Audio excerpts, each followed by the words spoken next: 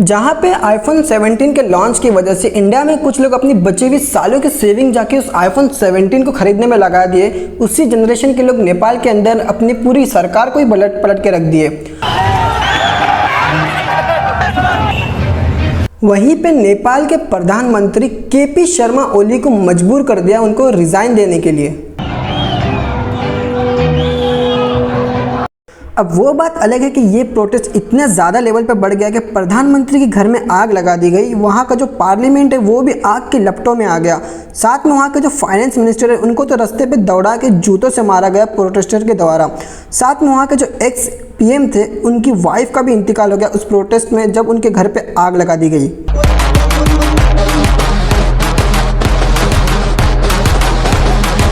के पीछे बस सोशल मीडिया को बैन करना इसकी वजह है, तो मैं इसको सिंपल जवाब देना चाहूँगा नहीं। इसके पीछे काफ़ी ज़्यादा गहरे राज छुपे हुए जिसको आज इस वाली वीडियो में हम लोग डिस्कस करने की कोशिश करेंगे। तो वीडियो को एंड तक देखना और चैनल को अच्छा लगे तो सब्सक्राइब भी कर देना।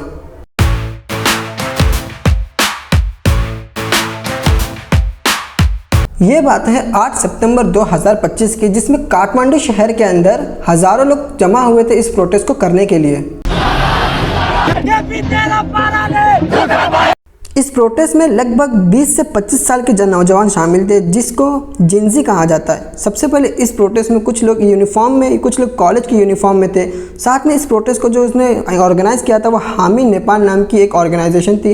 ये प्रोटेस्ट काफ़ी अच्छा पीसफुली चल रहा था, जो कि मतिगर मंडरा से पार्लियामेंट की तरफ मार्च करने वाला था, जो कि काफ़ी अच्छी तरीके से नॉन वायलेंस तौर पे चल रहा था। लेकिन वहाँ की जो गवर्नमेंट है उसने पुलिस को तैनात किया इनको रोकने के लिए। उन्होंने वाटर कैनल और टीयर फायर जैसी चीज़ का इस्तेमाल किया, लेकिन हद तो तब हो गई जब वहाँ की पुलिस ने उनके ऊपर ओपन फायरिंग करना शुरू कर दी। लेकिन हद तो तब हो गई जब उसमें भी कुछ लोगों की जाने गई और उस जान जाने में एक 12 साल का बच्चा भी शामिल था। सोशल मीडिया के ऊपर बताया जा रहा है कि वहाँ का जो प्रोटेस्ट का जो सबसे बड़ा कारण था वहाँ का सोशल मीडिया को बैन करना, लेकिन उसके पीछे और भी कई सारे रीजंस है। ये तो बस एक चिंगारी थी। 2023 में नेपाल में एक पॉलिसी आई थी जिसके अंदर बड़े बड़े जो सोशल मीडिया की कंपनीज है उनको वहाँ पे रजिस्टर करना मैंडेटरी था, लेकिन वहाँ पे कोई भी बड़ी कंपनी ने रजिस्टर नहीं किया था सिवाय एक के, जो कि चाइनीज़ कंपनी थी टिकटॉक वाले ऐप की।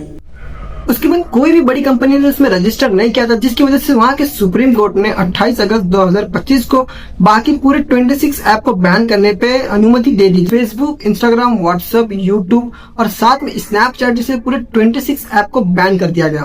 प्रोटेस्टर से उनका ये कहना था कि सरकार बस चाहती है वहाँ के जो सोशल मीडिया चीजें उसको कंट्रोल में कर सके और वहाँ के लोगों की आवाज को दबा सके। Social media ban by the government extremely it is against our freedom of speech and they want to control us just like a dictator. और ये सब सरकार बस इसलिए कर रही थी क्योंकि वहाँ पे कुछ सोशल मीडिया पे कुछ वीडियोस इतनी ज़्यादा वायरल हो रही थी जो कि सरकार के वहाँ पे करप्शन और नेपोटिज्म को बहुत ही ज़्यादा एक्सपोज कर रही थी। तो जैसे वहाँ के जो नेपोटिस्ट के किड्स थे वो बहुत ही ज़्यादा हाईली लाइफस्टाइल जी रहे थे और अनएम्प्लॉयमेंट इतनी ज़्यादा बढ़ गई थी कि वहाँ के एक रिपोर्ट के मुताबिक 2024 में 20.82% अनएम्प्लॉयमेंट थी। यानी कि ये समझो कि जरा वहाँ के हर 5 इंसान में से एक इंसान अनएम्प्लॉयमेंट था। इतनी ज़्यादा वहाँ पे अनएम्प्लॉयमेंट फैली हुई थी। और इस हालत में वहाँ के लोग अपने पेट को पालने के लिए वहाँ पे रशिया और यूक्रेन की जब वॉर चल रही थी वहाँ तक चले गए लड़ने के लिए, बस पैसों के लिए। वहाँ के जो लोग गए थे वहाँ पे 15,000 से ज़्यादा लोग वहाँ पे चले गए थे लड़ने के लिए, जो कि बस $4,000 कमा रहे थे, जो कि नेपाल के लगभग 5 से 6 लाख रुपए होते। सबैजनालाई नमस्ते छ। म चाहिँ यता रसियामा आएको 2 महिना पुरा भयो लगभग, अनि मैले चाहिँ रसियामा आएर चाहिँ धेरै दुःख पाएँ। मैले त्यही नै हो, अनि त्यहाँ चाहिँ धेरै गाह्रो छ हामीलाई सर्भाइभ गर्नको लागि। इतने बुरे हालात होने के बावजूद भी वहाँ के जो नेपो किड्स थे वो अपने लग्जरियस लाइफस्टाइल को शो करने से पीछे नहीं हट रहे थे। वहाँ पे जो अपने लग्जरी लाइफस्टाइल को कंटिन्यू शो कर रहे थे, वहाँ का जो यूथ था उसने उनको टिकटॉक पे एक्सपोज करने के लिए इतने ज़्यादा वीडियोस बनाए। टिकटॉक के ऊपर बाढ़ आ गई इस चीज़ को एक्सपोज करने के लिए। साथ में वहाँ पे जो प्रोटेस्ट कर रहे थे लोग थे उसमें से एक जन ने लिखा हुआ ये भी था कि जब से जो नेपो किड्स आते हैं वो गुची के बैग्स लेके आते, वहीं पे हमारे जो लोग बाहर से आते हैं वो बने हुए कफन में यानी कि ताबूत के अंदर आते। ये सीधा इशारा था रशिया और यूक्रेन की वॉर की तरफ जहाँ पे उनके लोग मारे गए थे।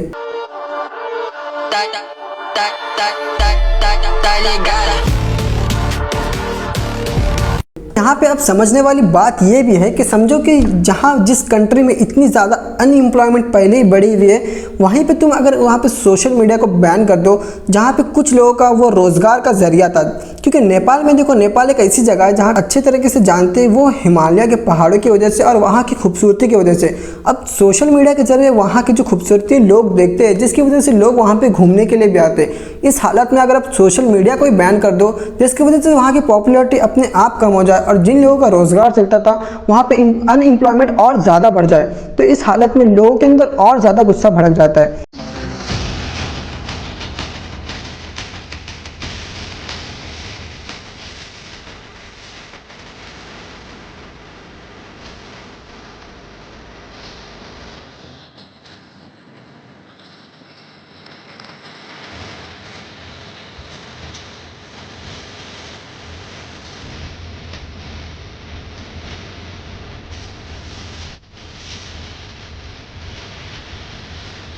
पूरे दुनिया भर से वीडियो सामने है कि जहाँ पे फॉरेन्स के लोग वहाँ पे घूमने के लिए गए थे, वहीं पे उनका घूमना पहला घूमना आखिरी घूमना बन गया।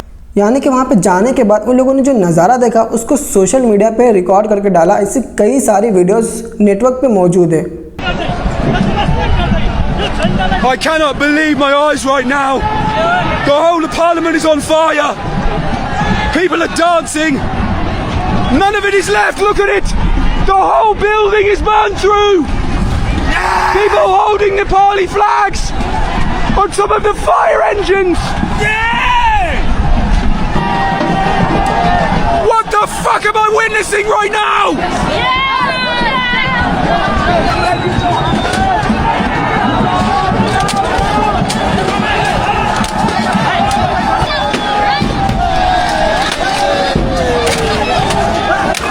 आप लोग ज़रा सोच के देखो कि आपके देश में कोई घूमने आया या फिर आप किसी देश में घूमने जाओ और वहाँ पे जाने के बाद आप लोग को इस तरह के नज़ारा देखने के लिए मिले, तो आपका दिमाग तो वैसे ही काम करना बंद कर देगा। इसी तरह नेपाल की जो डेमोक्रेसी थी इतनी ज़्यादा करप्ट हो चुकी थी, यानी कि वहाँ की जो डेमोक्रेसी में 17 साल के डेमोक्रेसी में वहाँ पे तकरीबन 12 से 13 बार गवर्नमेंट बदल चुकी थी। यानी कि इस हद तक वहाँ पे करप्शन और यहाँ पे नेपोटिज्म चल रहा था। आज के टाइम पे जो नेपाल में हालात चल रहे हैं उसको देखने के बाद मुझे लग रहा है कि शायद आने वाले फ्यूचर में नेपाल को संभालना थोड़ा मुश्किल हो जाए, लेकिन वहाँ पे हो सकता है कि आने वाले टाइम में नेपाल की हालत थोड़ी इससे ज़्यादा अच्छी हो जाए। वहाँ के जो करप्शन से वो सारे ख़त्म हो सकते हैं। वैसे तो वहाँ की अभी की पूरी गवर्नमेंट मिट चुकी है वहाँ की, और वहाँ के लोगों ने सत्ता ही पलट दी। वहाँ का PM, चीफ मिनिस्टर सब कुछ खत्म कर दिया, वहाँ का पार्लियामेंट तक लोगों ने जला दिया है। लेकिन इस चीज़ से हमें एक चीज़ सबक ज़रूर मिलता है कि चाहे कोई भी पावरफुल देश हो या फिर छोटा से छोटा देश हो, अगर अवाम पे हद से ज़्यादा अत्याचार करोगे या फिर हद से ज़्यादा जुल्म करोगे तो एक टाइम ज़रूर आएगा कि पूरी पब्लिक मिलकर आपकी सत्ता पलट सकती है, चाहे आप कितने भी बड़े पॉलिटिशियन क्यों ना हो और साथ में आपके पास कितना ही ज़्यादा पावर क्यों ना हो। अगर लोग चाहे, पब्लिक चाहे, तो आपको मिनट में पलट के रख सकते हैं। और इसका पूरा जीता जाता एग्जाम्पल हमारे पास नेपाल मौजूद है। तो आप लोग इसके बारे में मुझे क्या कहना चाहोगे, मुझे कमेंट सेक्शन में ज़रूर बताना। आप लोगों की राय कि नेपाल में जो किया वो सही था या फिर कुछ और तरीका हो सकता था, और वहाँ की गवर्नमेंट के बारे में आप लोग को क्या कहना चाहोगे, वहाँ की गवर्नमेंट किस तरह से बिहेव कर रही थी। सारी चीज़ें मुझे आप लोग कॉमेंट्स में बता सकते हो। साथ में अगर इन्फॉर्मेटिव वीडियो लगी हो तो वीडियो को लाइक कर देना, चैनल को भी सब्सक्राइब कर देना, और साथ में इस वीडियो को पूरा देखने के लिए आपका बहुत बहुत शुक्रिया।